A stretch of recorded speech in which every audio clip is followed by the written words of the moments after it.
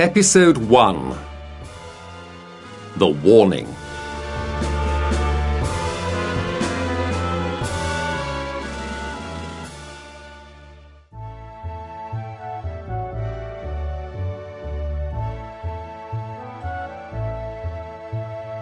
When the American minister, Mr. Hiram B. Otis, bought the large old house called Canterville Chase, everyone told him that he was very foolish. Even Lord Canterville, who wanted to sell the house, tried to tell Mr. Otis that it was a mistake to buy it. "I must be honest with you, Mr. Otis," said Lord Canterville. "There is something very strange about this house. My family and I don't stay here very often." "But what is so strange about the place?" asked Mr. Otis. "There is a ghost here," said Lord Canterville. "It visits anyone who lives or stays here. My poor old aunt, the Dowager Duchess of Bolton, once felt 2 hands on her shoulders as she dressed for dinner. The hands were cold and hard, like the hands of a skeleton. My poor aunt was very frightened. She became ill, and she never really got better. That is why my family and I do not like to stay here anymore." "Did anyone else see the ghost?" asked Mr. Otis. "The Reverend Augustus Dampier also saw it," said Lord Canterville. "Dampier went to Cambridge University, you know. He's very clever, and not the kind of man who imagines things." "No, of course not," said Mr. Otis. "After the terrible thing that happened to my dear aunt, most of our servants left the house and didn't want to come back here to work. My poor wife, Lady Canterville, could not sleep at night. She was frightened, and of course the strange noises that we hear in the halls and in the library make us even more afraid." "I'm not afraid," said Mr. Otis. "I want to take the house and the ghost. I come from a modern country, where we have everything that money can buy. There is nothing in Europe that we don't have in America. If there were ghosts, we would have some too. And there are no ghosts in America, you know." Lord Canterville smiled. "I'm afraid that the ghost is real," he said. "It is more than 300 years old, for members of my family first saw it in 1584. Shortly before any member of my family dies, the ghost appears." Mr. Otis laughed. "I'm sorry," he said, "but I don't believe in ghosts. There is no such thing." "Well," smiled Lord Canterville, "I hope you are happy in the house. But you must remember that I warned you, and you did not listen to me."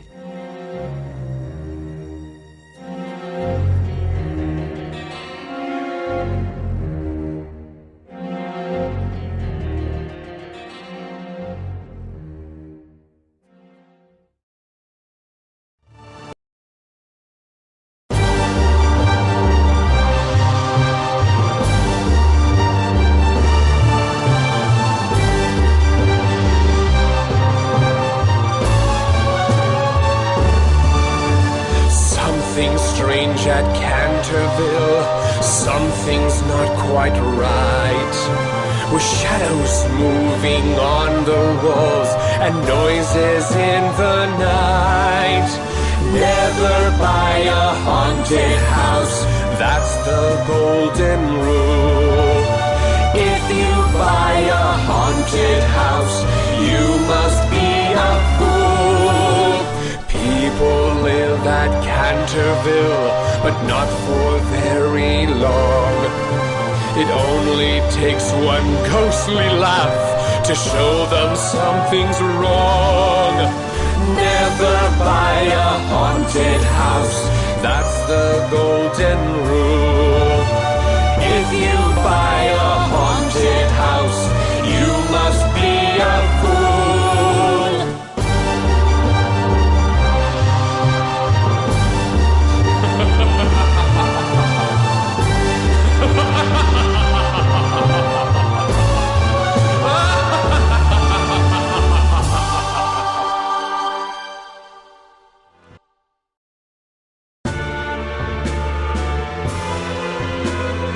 Episode 2. Blood in the Library.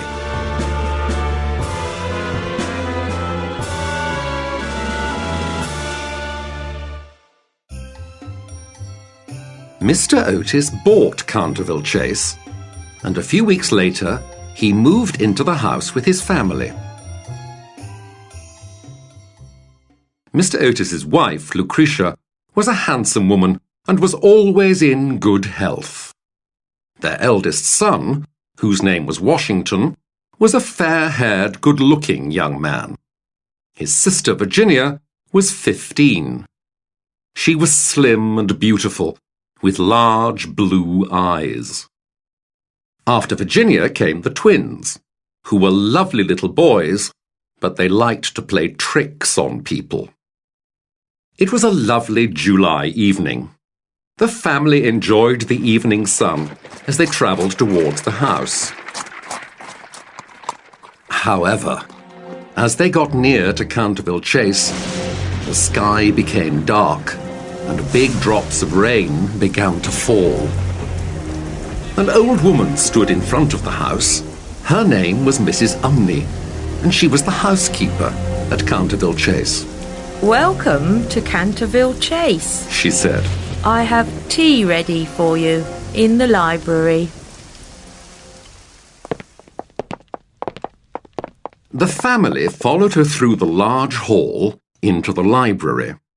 The library was a long room with a large stained glass window at one end. There was a dark red stain on the floor near the fire. Something has been spilt here, said Mrs. Otis. Yes, madam. Mrs. Umney said quietly. That is blood.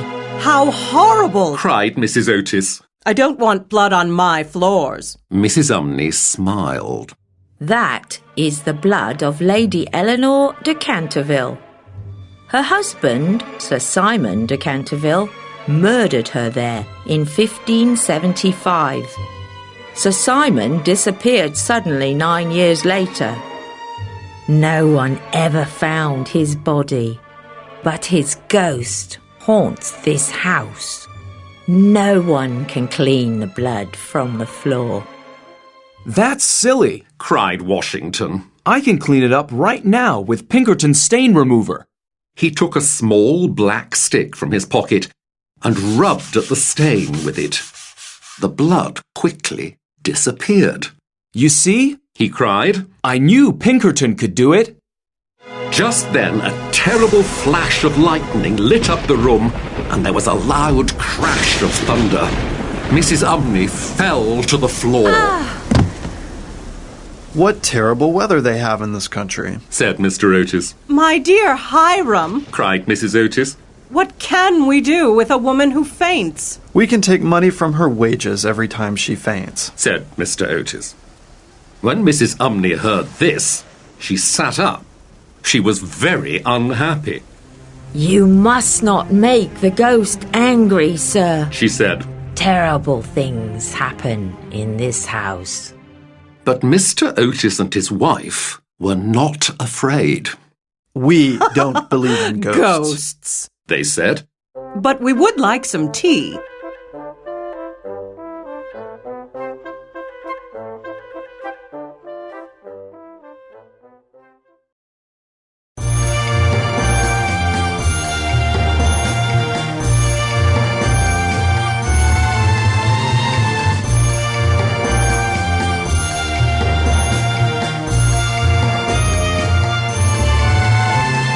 You can tell me stories of ghosts who walk the halls,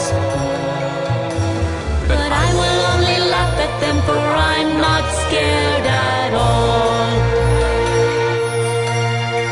I simply don't believe in ghosts, and really nor should you.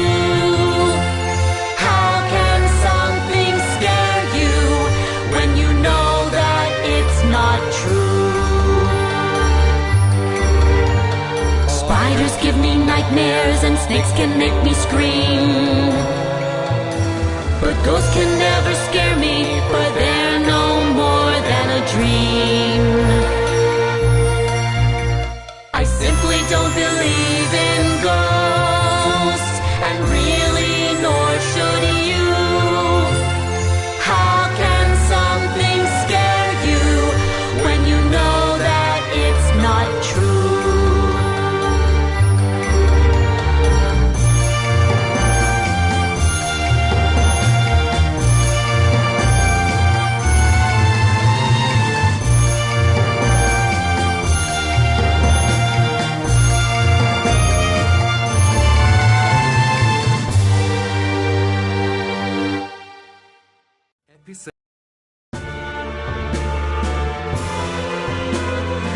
Episode 3. The Ghost Appears.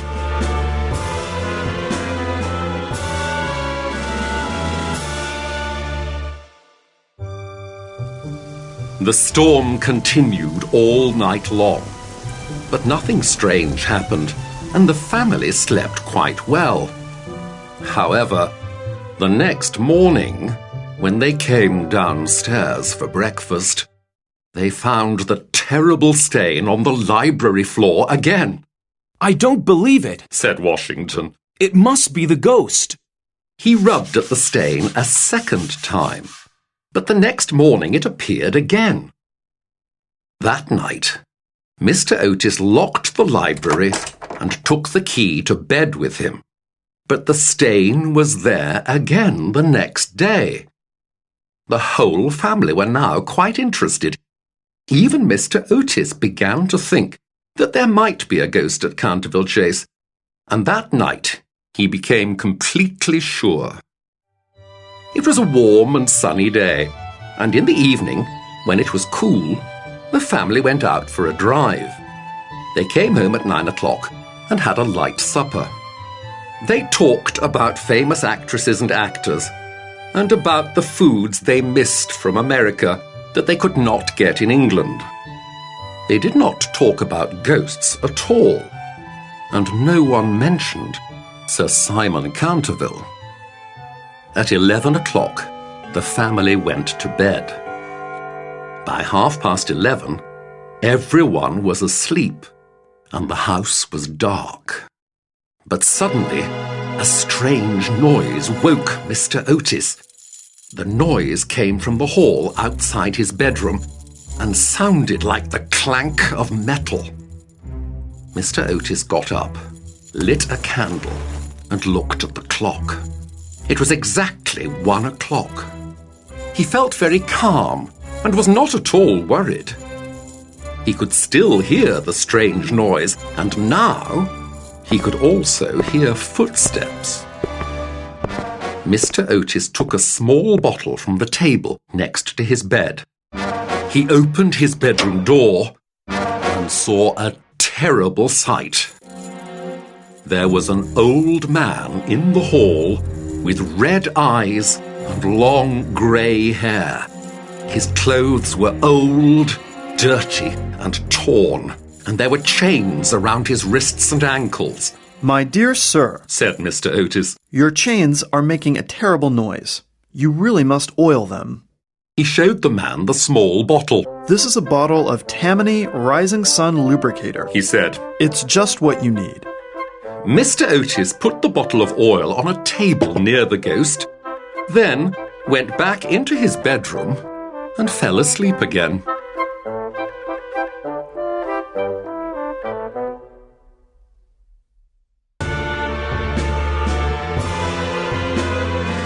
Episode 4. A Terrible Shock.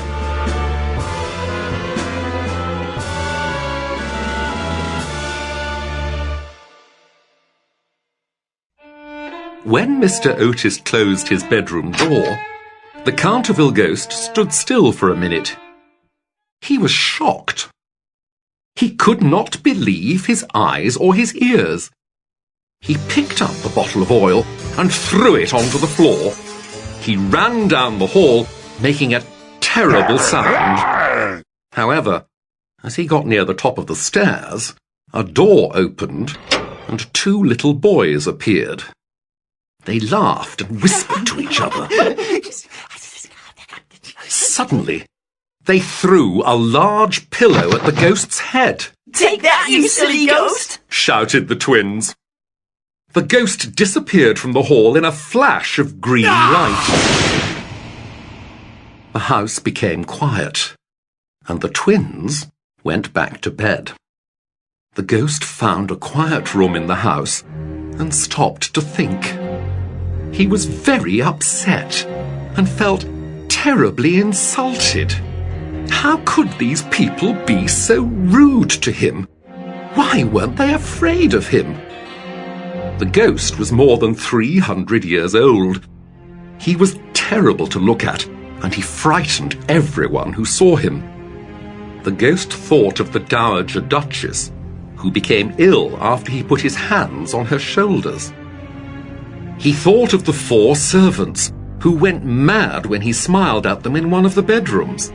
Then he thought of the Reverend Augustus Dampier, who needed a doctor after he blew out his candle in the hall one night. Also, there was old Madame de Tremouillac, who was ill in bed for 6 weeks after she saw him sitting in her armchair reading her diary. He remembered all the people who had seen him at Canterville Chase and how frightened he had made them. He felt very proud. He was the Canterville Ghost. He was famous all over the country. No one wanted to see him or to be in the house he haunted. And now, some foolish Americans were here.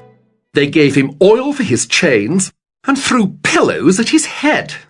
This is terrible, thought the ghost. People should not treat ghosts in this way. They should shake and scream. They should run and hide. They should leave Canterville Chase and never come back. The ghost decided that it was time to teach the Otis family a lesson. He wanted revenge, and he wanted to make them afraid. For the rest of the night, the ghost thought and planned until he had the perfect idea for revenge.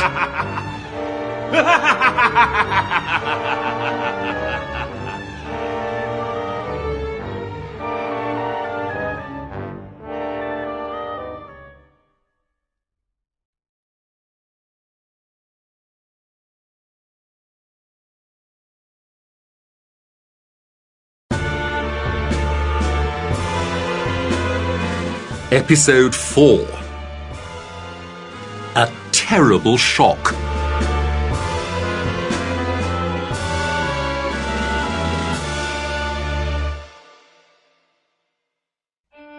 When Mr. Otis closed his bedroom door, the Canterville ghost stood still for a minute. He was shocked. He could not believe his eyes or his ears. He picked up the bottle of oil and threw it onto the floor. He ran down the hall, making a terrible sound. However, as he got near the top of the stairs, a door opened and 2 little boys appeared. They laughed and whispered to each other. Suddenly, they threw a large pillow at the ghost's head. Take that, you silly ghost! Shouted the twins. The ghost disappeared from the hall in a flash of green light. The house became quiet, and the twins went back to bed. The ghost found a quiet room in the house and stopped to think. He was very upset and felt terribly insulted. How could these people be so rude to him? Why weren't they afraid of him? The ghost was more than 300 years old. He was terrible to look at, and he frightened everyone who saw him. The ghost thought of the Dowager Duchess, who became ill after he put his hands on her shoulders. He thought of the 4 servants, who went mad when he smiled at them in one of the bedrooms. Then he thought of the Reverend Augustus Dampier, who needed a doctor after he blew out his candle in the hall one night. Also, there was old Madame de Tremouillac, who was ill in bed for 6 weeks after she saw him sitting in her armchair reading her diary. He remembered all the people who had seen him at Canterville Chase and how frightened he had made them. He felt very proud. He was the Canterville Ghost. He was famous all over the country. No one wanted to see him or to be in the house he haunted. And now, some foolish Americans were here. They gave him oil for his chains and threw pillows at his head. This is terrible, thought the ghost. People should not treat ghosts in this way. They should shake and scream. They should run and hide.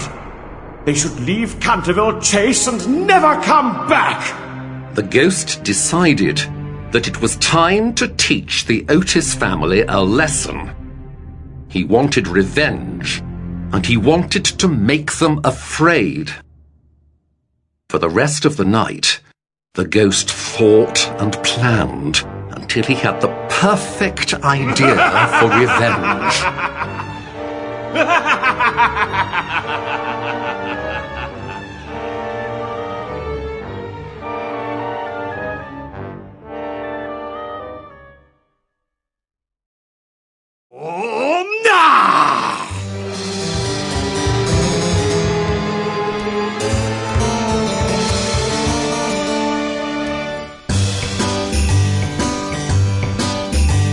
A ghost should be well respected.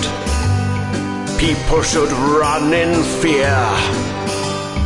People should shake and shiver whenever a ghost comes near.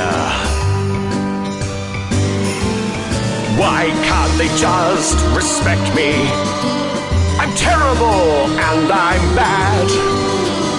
They tease me when they should fear me. It makes me so very sad. A ghost should be free to frighten, to rattle and moan and sigh. People should fear my hauntings.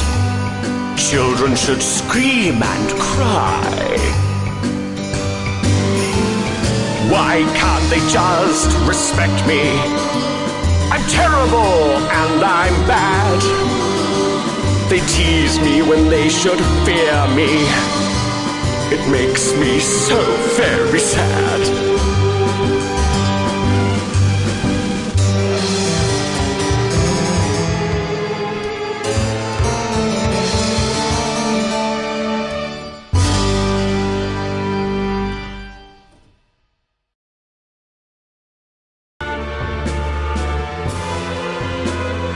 Episode 6.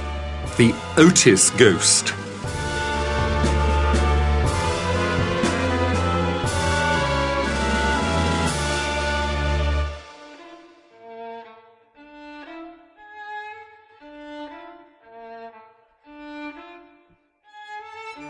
The ghost was very upset. He stayed in his quiet room and did not come out at all, except to make a new bloodstain in the library each night. However, after a few days he felt better and decided to try to frighten the Otis family again. That night, there was a terrible storm. The wind shook the doors and windows of the old house. The ghost was happy. He heard the family go to bed, and he waited until the house was dark and quiet. Then, at midnight, he wrapped himself in a sheet. He went up the stairs and walked along the hall. He decided to scare Washington first, because he was angry with Washington for cleaning up the bloodstain. The ghost waited at the corner of the hall outside Washington's bedroom. When he heard the clock strike 1:15 midnight, he smiled and turned the corner. Suddenly he screamed and covered his face with his hands. There was another ghost in the hall. Its head was bald, and its face was round, fat, and white. It smiled a horrible smile, and a red light shone from its eyes. There was a sign on its chest, but the Canterville ghost was too frightened to read it. He ran back to his room, falling over his own sheet as he raced down the hall. When he got to his room, he jumped into bed and covered his face with the covers. But after a while, he felt brave again. He decided to go and talk to the other ghost as soon as morning came. After all, He thought, 2 ghosts are better than 1. We can frighten the family together. when the sun came up, the ghost went back to the hall outside Washington's bedroom. The ghost was there, But now it looked different. There was no red light in its eyes, and it did not look very frightening at all. The Canterville ghost touched the other ghost, and its head fell off. He saw that it wasn't a ghost at all. It was just a kitchen brush, a sheet, and a large turnip with a candle in it.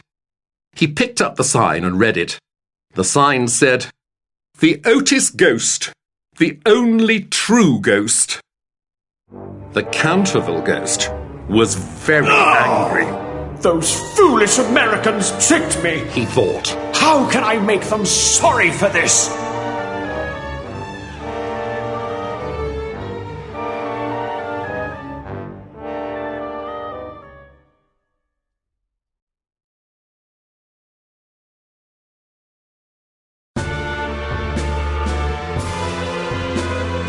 Episode 7. The Twins' Tricks.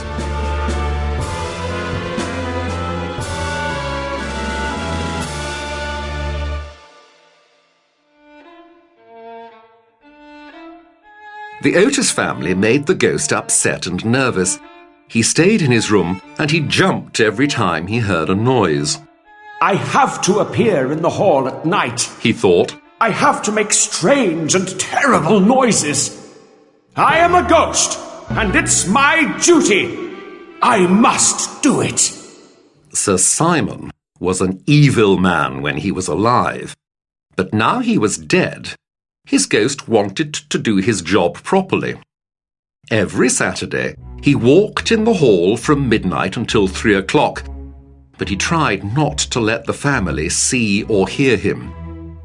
He took off his shoes and even took a bottle of Tammany Rising Sun lubricator from Mr. Otis's bedroom and oiled his chains.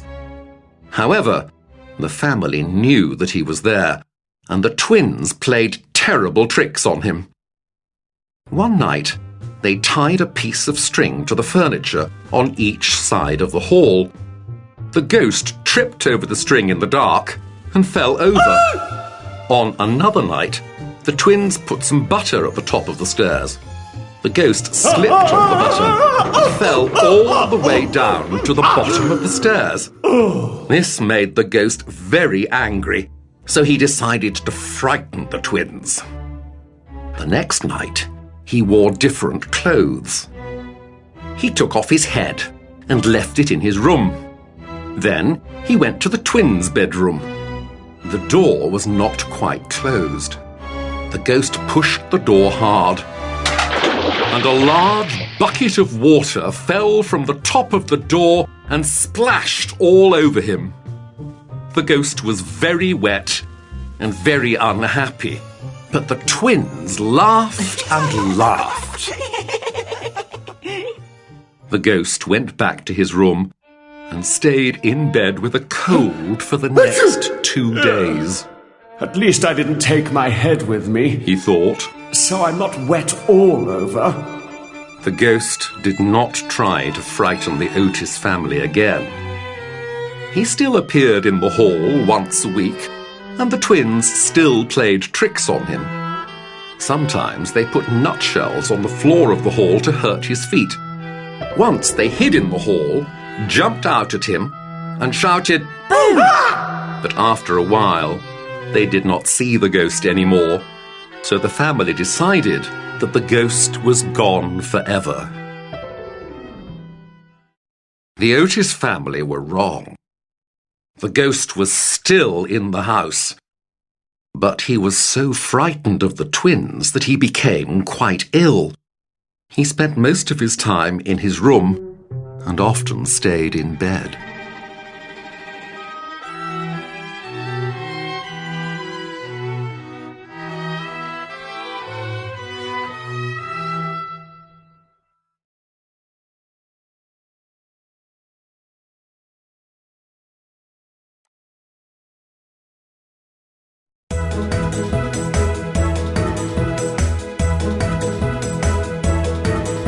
There's nasty twins are after me. It's just not fair, why can't they see? I'm big and bad, I'm mean and cruel, but they just treat me like a fool. Enough is enough, I can't work here. They only laugh, they feel no fear. What can I do if I can't scare? Why don't these people seem to care? Before they came I had it made. The Cantervilles were so afraid. But now these people laugh at me. I'm just as sad as I can be. Enough is enough, I can't work here. They only laugh, they feel no fear. What can I do if I can't scare? Why don't these people seem to care?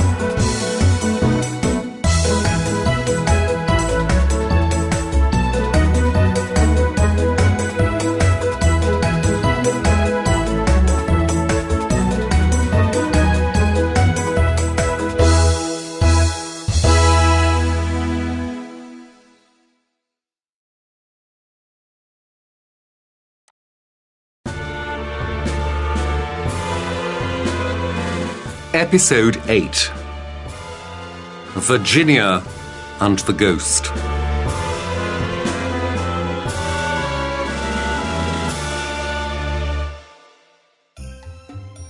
The young Duke of Cheshire had come to stay with the family for a while, and he was in love with Virginia and wanted to marry her. One day, Virginia went horse riding with the Duke. She tore her dress on a fence and went home to change her clothes. As she ran to her bedroom, she went past the ghost's room. She saw the ghost by the window. He looked very sad, and Virginia felt sorry for him. "Don't worry, Ghost," she said. "My brothers are going back to school tomorrow. After that, if you are good, no one will annoy you." The ghost looked at Virginia in surprise.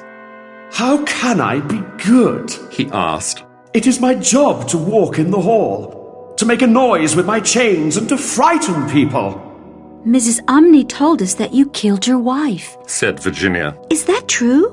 Yes, it is true, said the ghost. But it was a family problem and it's no one else's business. "It's wrong to kill people," said Virginia. You don't understand, said the ghost.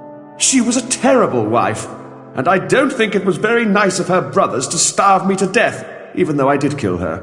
"They starved you to death?" cried Virginia. "Oh, poor Ghost! Are you hungry? I've got a sandwich in my bag." No, thank you, said the ghost. I never eat or sleep, but you are very kind. You are not like the rest of your rude, dishonest family. "My family are not rude or dishonest," cried Virginia. "You are dishonest. I know you took all the paints from my box to make the stain in the library. You took all the reds, then all the purple, and when they were all gone, you used green." Well, what could I do? asked the ghost. It is so difficult to get real blood these days. Then the ghost started to cry. Please don't be angry with me. I'm so unhappy, he said. I want to sleep, but I cannot. And I'm so tired. "How can I help you?" asked Virginia. The only place where I can sleep is in the Garden of Death, said the ghost. You can help me get there. You are sweet and good. You can ask the Angel of Death to let me sleep forever. "I'm not afraid," said Virginia. "Let me help you." The ghost took Virginia's hands. Suddenly, the wall opened up into a big black hole. The hole closed around Virginia and the ghost, and the room was empty.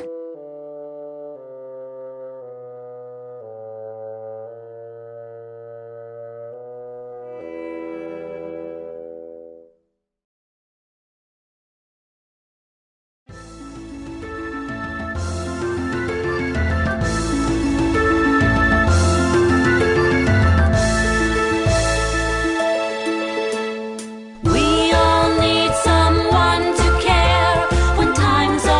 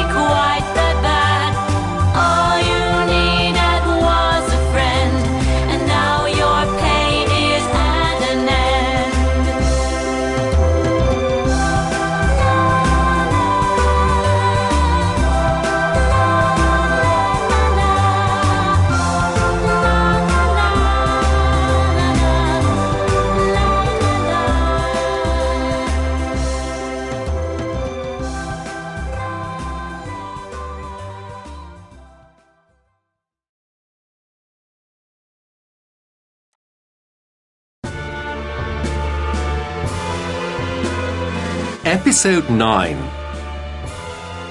Sir Simon's Secret.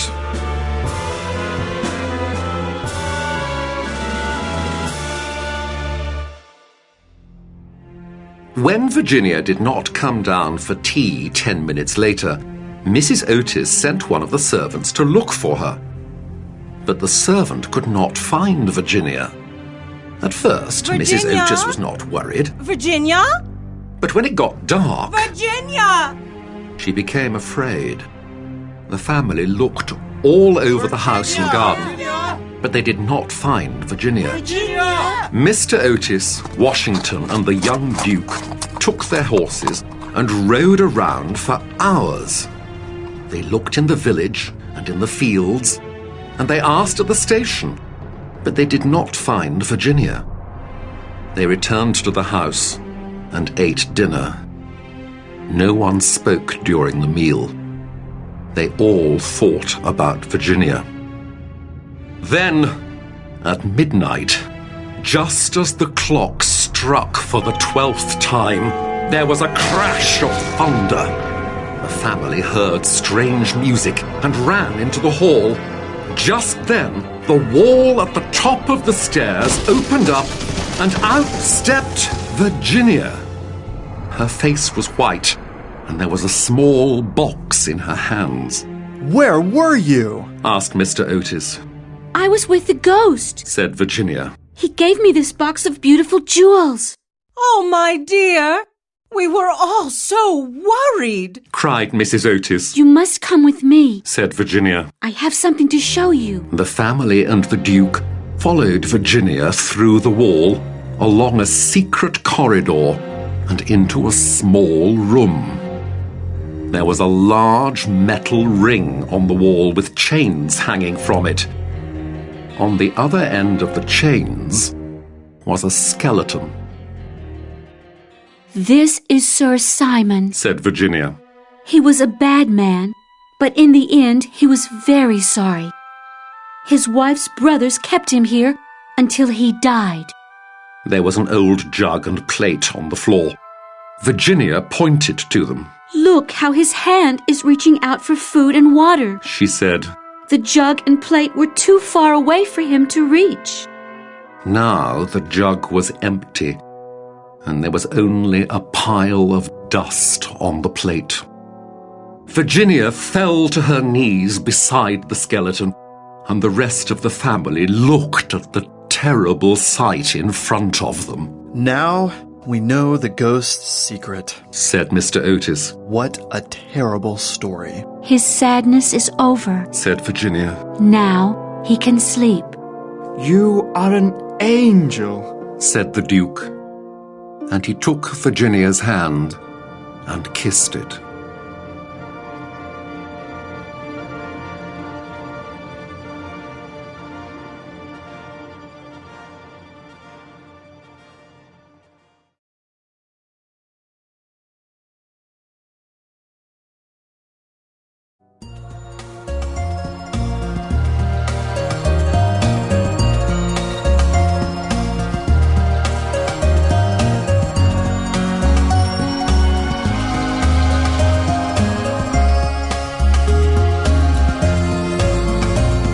Secrets are like treasure, precious things to hide.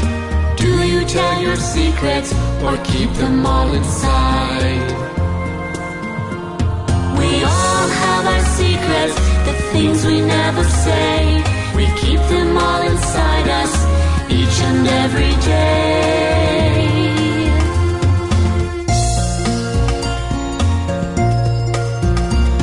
Secrets can be painful, they make sadness grow. Sometimes we need to share them to let our sadness go. We all have our secrets, the things we never say. We keep them all inside us, each and every day.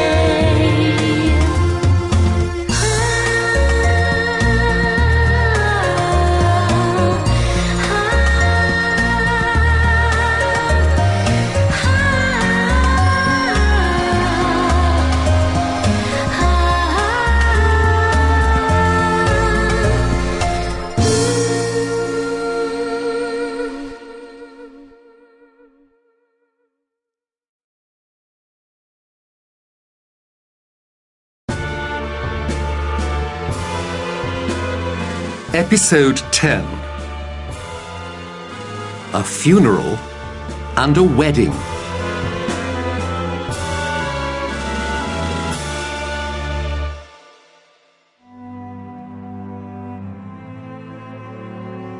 Four days later, there was a funeral at Canterville Chase. The funeral started at 11 o'clock at night. Beautiful black horses pulled black funeral carriages. Inside one of the carriages was a black coffin with a purple cloth on top of it. The servants walked beside the carriages with lighted torches. It was an amazing sight. Lord Canterville travelled from Wales for the funeral. He sat in the first carriage with Virginia. Mr. and Mrs. Otis were in the next carriage, and Washington and the twins were behind them in the third carriage. Mrs. Umney was in the last carriage. She had spent 50 years in the house with the ghost, and he had frightened her many times. She wanted to be there to say goodbye to him. They buried Sir Simon in the churchyard. Virginia put some flowers on his grave, and her eyes filled with tears. Goodbye, Sir Simon, she said. The next morning, before Lord Canterville left Canterville Chase, Mr. Otis asked him to take the jewels. The jewels belong to your family, he said. They are worth a lot of money, so you must take them. However, Virginia wants to keep the box. Can I give it to her? Lord Canterville smiled and shook his head. The jewels are Virginia's, he said. Sir Simon wanted her to have them, and she must keep them.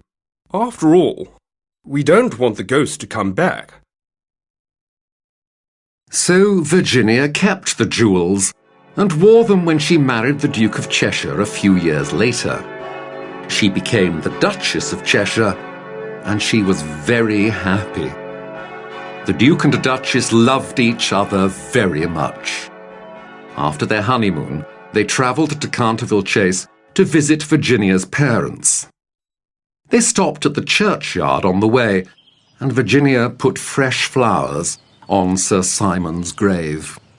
What happened when you were with the ghost? Asked the Duke. I can't tell you, my dear Cecil, said Virginia. Please don't ask me. The Duke smiled. You can keep your secret, he said, as long as I have your love. You always have my love, Cecil, said Virginia. Good, said Cecil. Then perhaps one day you can tell your secret to our children. Virginia smiled and took the Duke's hand.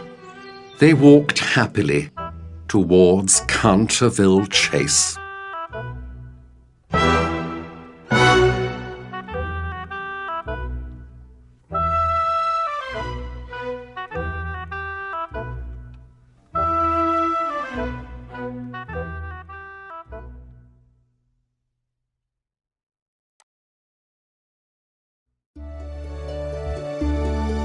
So Simon is at peace now, his story's at an end.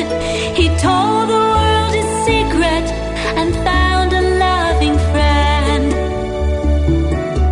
This is a happy ending, the story turned out right. The past is all forgotten, the future's looking bright. Canterville is peaceful, a happy place to be. The house is full of laughter and a happy family. This is a happy